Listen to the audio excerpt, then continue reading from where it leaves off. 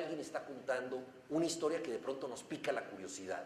Y esa persona no sabe que está contando, digámoslo así, un cuento literario. Esa persona necesita desahogarse, necesita comunicar algo, necesita contagiar su emoción, pero esa persona, guiada por la dinámica de la lengua, nos cuenta un cuento que tiene un planteamiento argumental, que tiene un conflicto y que luego tiene una solución.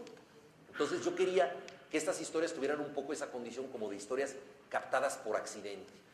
Yo soy muy aficionado al fútbol y hay una que se llama El Silbido, que tiene que ver con un jugador al borde del retiro que hace una especie de antijugada. No, la antijugada por excelencia del fútbol es el autogol. En este caso no comete un autogol, pero le da el pase a un contrario para que meta un gol.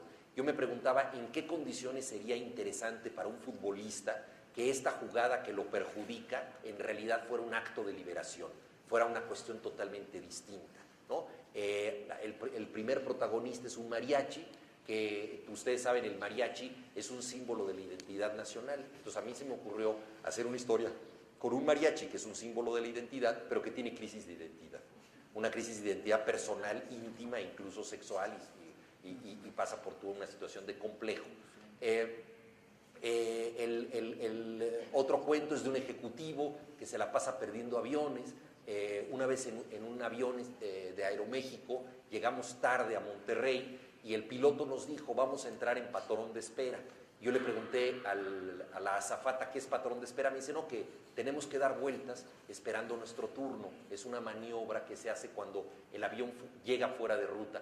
Y esa expresión me quedó muy grabada, porque yo creo que a veces en nuestra propia vida estamos en patrón de espera. Estamos esperando que algo nos ocurra para poder aterrizar, para conectar con otra parte de nuestra propia vida. Entonces lo importante para este ejecutivo no es estar en el avión, sino lo que pasa en el mundo de abajo y lo que él está descubriendo en ese avión. Un cuento muy parecido a este, pero con un personaje muy distinto, es Orden Suspendido, que es un cuento que proviene de un cuadro del pintor Manuel Felgueres, que es un pintor abstracto, y que se llama efectivamente Orden Suspendido. A mí me invitó Manuel a escribir sobre una exposición de él. Me llamó mucho la atención ese título, y también me llamó mucho la atención visitar el museo que él fundó en Zacatecas, que es un museo de arte abstracto, está consagrado al arte abstracto.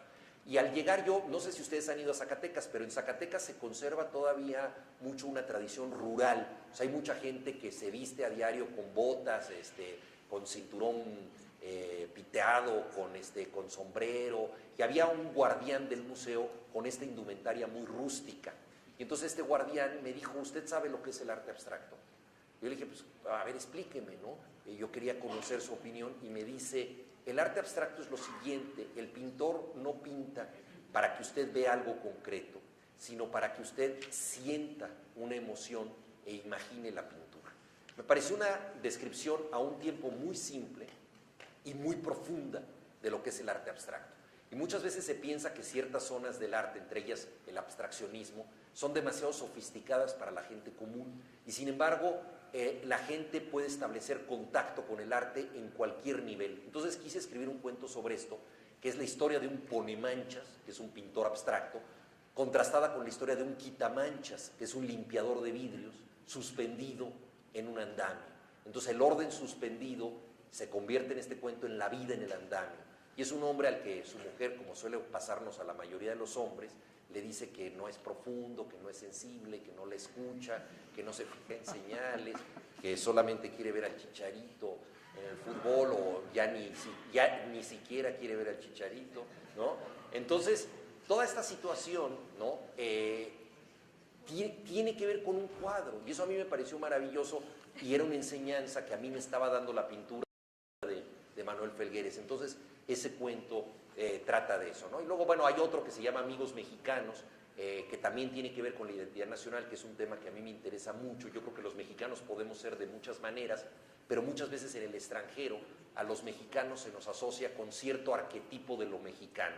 Y esta es la historia de un periodista norteamericano que viene a México buscando cosas escabrosas para hacer un reportaje muy amarillista, y le pasa lo peor que le puede pasar en México, que es que todo es normal, y entonces no tiene nada grave, grotesco, buñuelesco que reportar. Entonces se preocupa mucho. Y yo recordé una frase del escritor norteamericano William Burroughs, que le escribió a su paisano Jack Kerouac. Burroughs vivía en México, donde mató a su esposa. México era para él el paraíso, donde podías matar a tu esposa jugando a Guillermo Tell y no ibas a la cárcel porque un abogado te podía sacar fácilmente. O sea, lo sacó un abogado que se llamaba Bernabé Jurado, que se definía a sí mismo como abogánster, fue el que creó esta palabra. Entonces ese abogánster sacó a William Burroughs de la cárcel. Él estaba feliz en la impunidad de México, pero su amigo Jack Kerouac era un poco más miedoso y le dijo: oye, ¿no me podrá pasar algo en México? Me han dicho que México es muy violento. Y entonces él le contestó de manera inolvidable: no te preocupes, los mexicanos solo matan a sus amigos, ¿no? Y entonces, como no tenía amigos, Kerouac no lo iban a matar, y por eso el relato se llama Amigos Mexicanos, porque este periodista que quería conseguir en México una emoción muy fuerte, no obtiene una emoción muy fuerte hasta que tiene unos amigos mexicanos que le dan una ayudadita para que tenga una emoción fuerte, para que conozca la cortesía mexicana. Bueno, entonces estos son, digamos que estos son los planteamientos básicos de los dos libros. Ustedes ya los leyeron, ya los discutieron. Entonces, para no robar más tiempo yo monologando como en una obra de teatro y para que no me empiece a pasar lo que a mi personaje de empezar a perder los papeles, me pongo a su disposición para cualquier pregunta y que podamos continuar a través de un diálogo con todas las curiosidades, comentarios que tengan, ya sea sobre estos dos libros o sobre algún otro tema que pueda ser de interés de ustedes. Muchas gracias.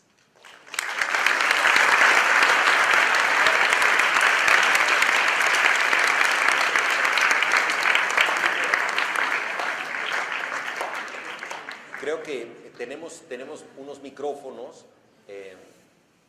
porque como es muy grande el salón, vale la pena que todos podamos escuchar la pregunta.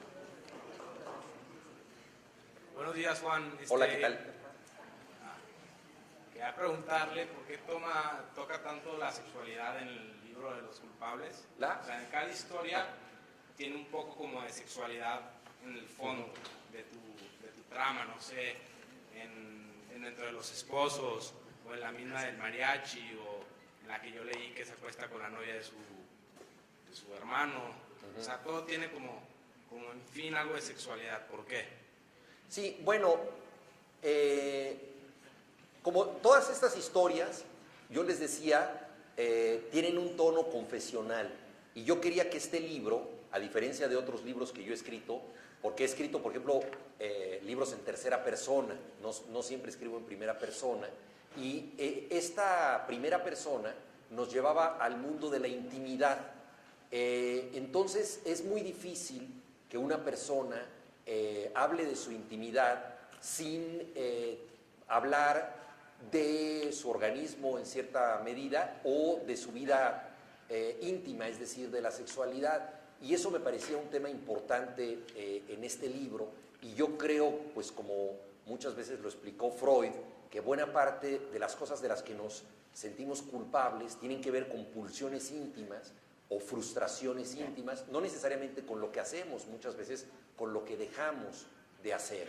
Entonces tenía que ver con eso, ¿no? Con el deseo de plantearlo así, no de una manera obsesiva, porque está tocado de muy distintas maneras. Por ejemplo, en el cuento Patrón de Espera, es la historia de una crisis amorosa. O sea, propiamente ahí no hay nada relacionado con la vida sexual, tiene que ver con la crisis de una pareja y con la revelación que encuentra el personaje leyendo un cuento justamente a bordo de un avión, de que su mujer pues ya no lo está tomando en cuenta. En el caso de mariachi sí me parecía muy importante, porque el mariachi es además estamos en la patria del mariachi, Jalisco. El mariachi es un arquetipo de la identidad mexicana. La identidad mexicana se ha asociado con el machismo se ha asociado, por supuesto, con la contundencia sexual y con el tamaño del pene, que es una obsesión masculina, digámoslo así, que puede ser absurda, pero que dramáticamente existe, ¿no? Entonces hay situaciones como la de este mariachi en donde yo quería que su crisis de identidad pasara a esta zona de mayor vulnerabilidad para él, que era la zona de su vida íntima, no tanto porque él tuviera un complejo previo, sino porque la sociedad de masas, ¿no?,